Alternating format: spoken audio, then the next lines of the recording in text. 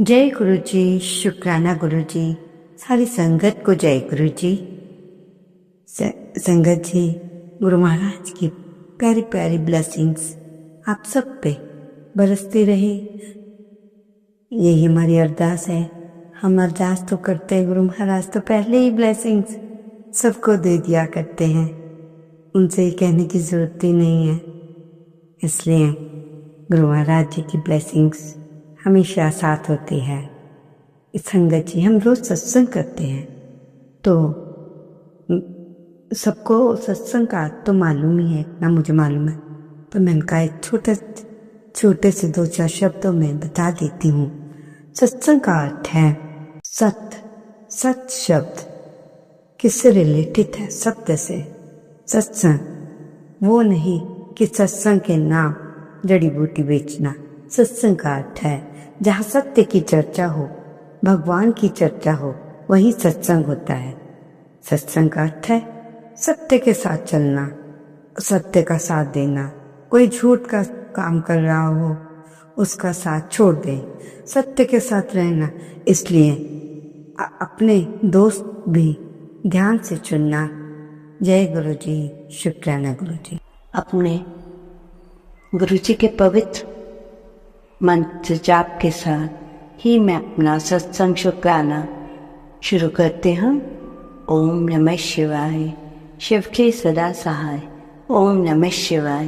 गुरु जी सदा सहाय। जय गुरु जी। शुक्राना गुरु जी। अनंतम अनंता शुक्राना।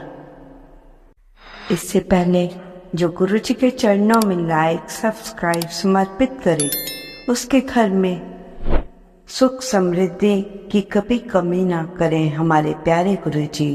उन्हें भरपूर दें, गुरु महाराज उनकी हर इच्छा को पूर्ण करें।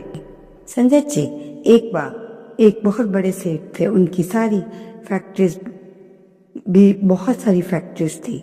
जब काम खत्म करने के बाद वो घर आते थे और देखते हैं कि सब लोग घर के हर एक पूजा पाठ या किसी न काम में बिजी है, तो वो पूजा पाठ को इतना नहीं मानते थे।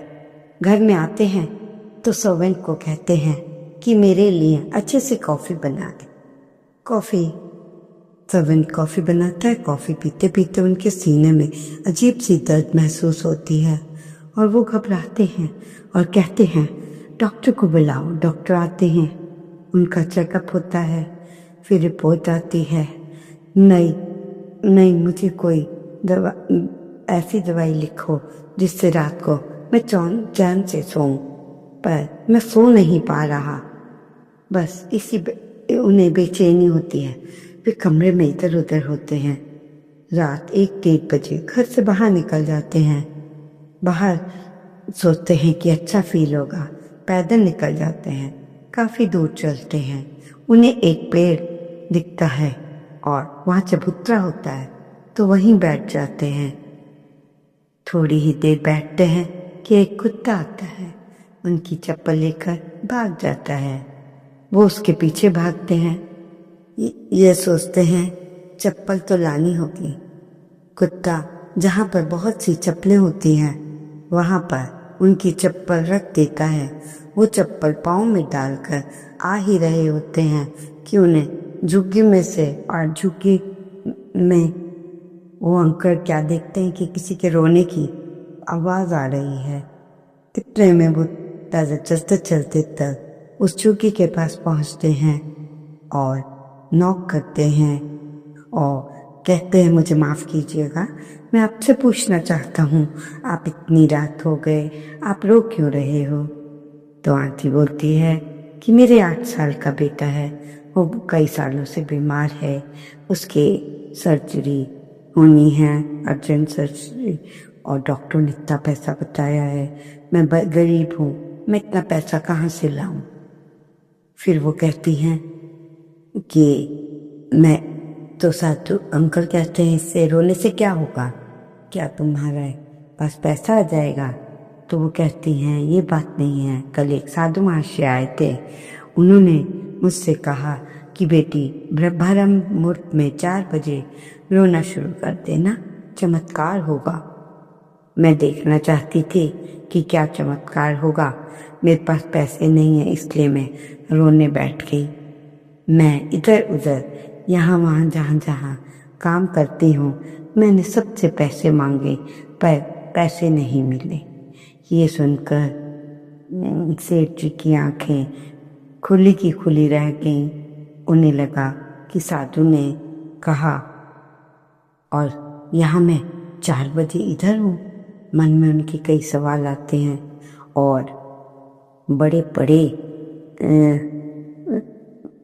बड़े क्वेश्चंस उनके चले हैं दिमाग में, और कहते हैं इस बच्चे का ऑपरेशन होना है, इसका खर्चा है, इतना सारा है।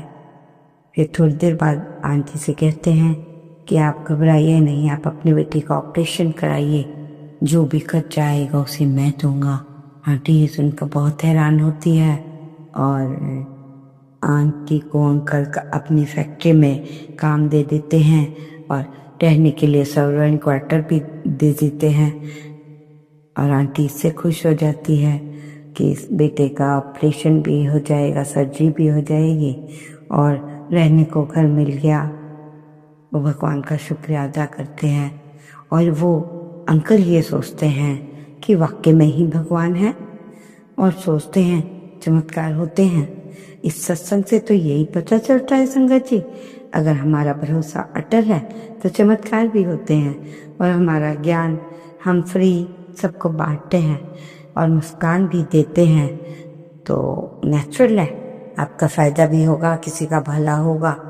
जिसका भला होगा आपको ब्लेसिंग्स देगा, और ब्लेसिंग्स के लिए तो हर इंसान भूखा होता है। ऐसा कोई नहीं होता जिससे ब्लेसिंग्स की ज़रूरत नहीं होती। हर एक इंसान को ब्लेसिंग्स की सबकी ज़रूरत होती है, चाहे वो कोई हो, आंटी हो, अंकल हो।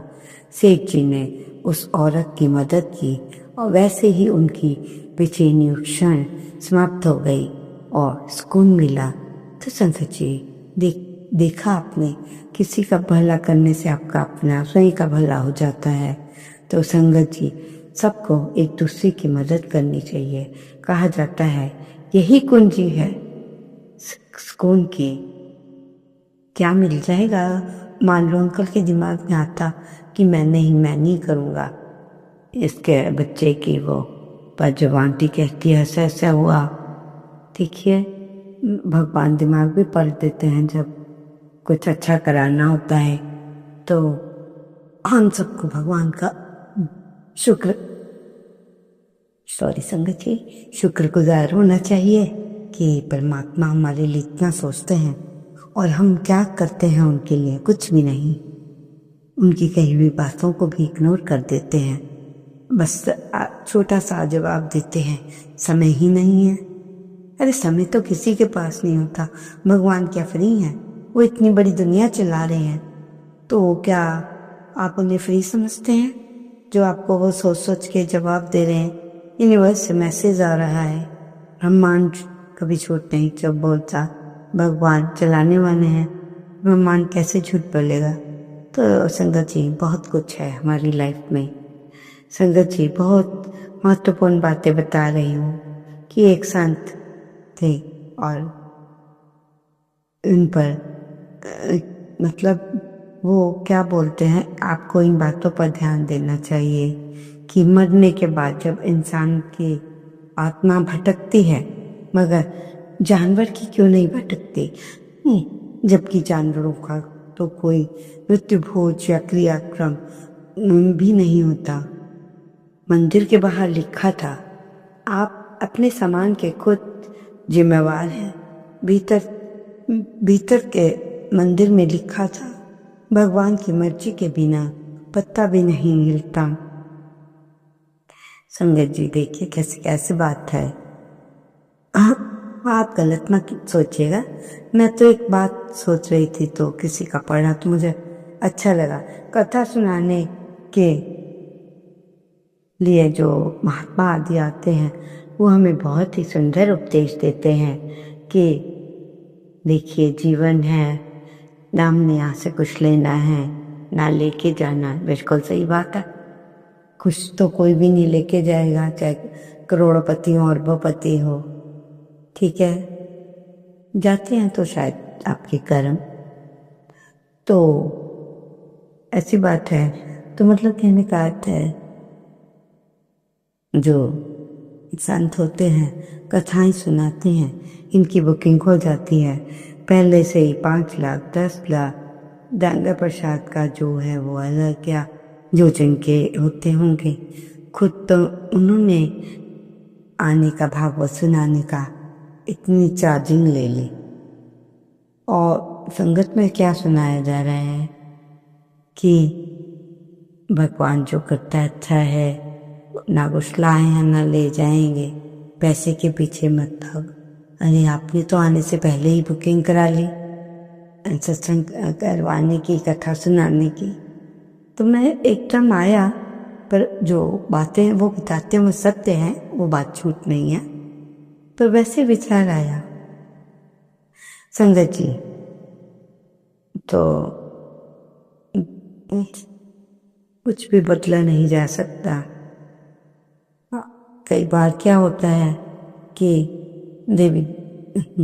हमें हमेशा देवी देवताओं पर भरोसा रखना चाहिए। पर देखो, किसी ने हंसाने या समझाने के लिए कहा है कि सिर्फ देवी देवताओं पे भरोसा रखो, सिर्फ ताले पर भरोसा फिर भी ताले पे किया जाता है, जबकि भगवान के मंदिर में देवी देवता होते हैं, घर में देवी देवता होते हैं, फिर भी यही सुनाया समझाया जाता है देवी देवताओं पे भरोसा रखो। अरे हम फोन पे भरोसा है तो आप घर में ताला क्यों लगवा रहे हैं संगत जी? जो लोग कहते हैं कि कुछ पहले से ही मतलब पहले से ही तय है कि कुछ भी बदला नहीं जा सकता, फिर भी सड़क पार करते समय हम दोनों तरफ देखते हैं संगत जी, बाजार से खरीदी हुई मूर्ति के सामने हाथ जोड़कर धन मांगते हैं। अगर मूर्ति धन देती तो दुकानदार से बेचते ही क्यों? आज ऐसी ऐसी बातें सामने आई तो मैंने कहा कि चलो बताया जाए। बात तो उनकी भी सत्य है जो बता रहे हैं, परंतु भगवान का महत्व तो कोई छीन नहीं सकता। जो आपका श्रद्धा विश्वास है वही होना चाहिए। संगत जी, सिर्फ दरवाजे पर शुभ लाभ लिखने से कुछ नहीं होता।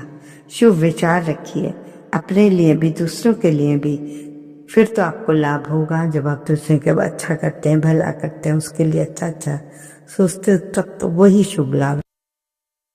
ठीक है ना संगत जी? संगत जी, जबरदस्त इन्फॉर्मेशन गुरु जी का मैसेज है। गुरु जी ने कहा है हर वीरवार को गरम गरम दूध जलेबी, जो जलेबी होती है गरम दूध में डालकर खाएं, हर रोग से मुक्त होंगे।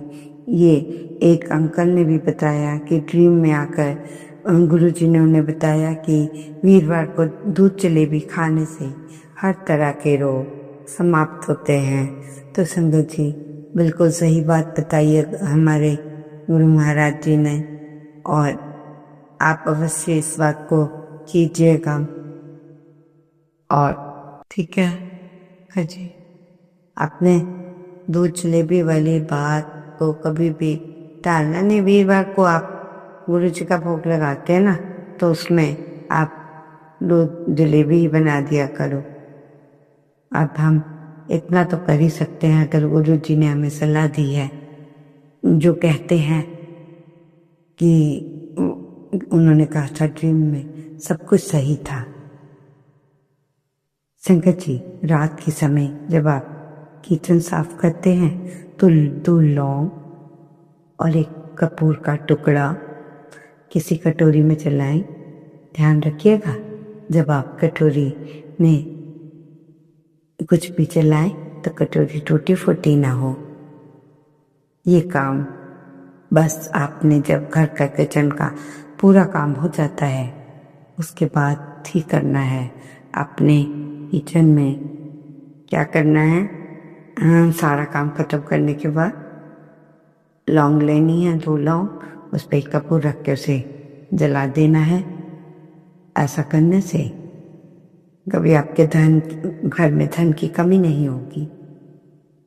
संगत जी, लेडीज के लिए कुछ एक टमाटर लो, धो लो, पका हुआ हो टमाटर 2 टुकड़ों में काट लो।